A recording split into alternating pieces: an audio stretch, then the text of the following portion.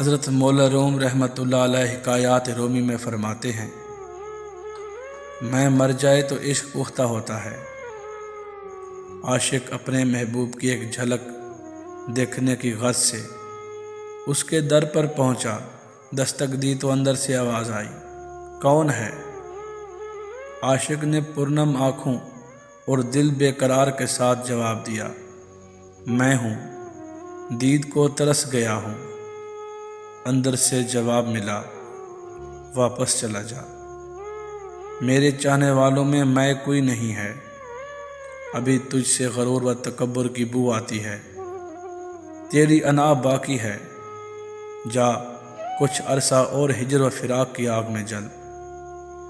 عاشق نامراد مایوس ہو کر واپس لوٹ گیا۔ کچھ ماہ و سال اور گزرے، محبوب کی جدائی میں جلا، صدمہ فراق سہتا رہا۔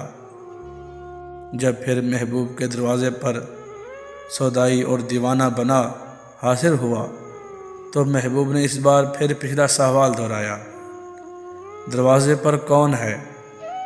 عاشق نے عاجزی و انکساری اور ادب سے جواب دیا، میری جاں، دروازے پر بھی تو ہی ہے۔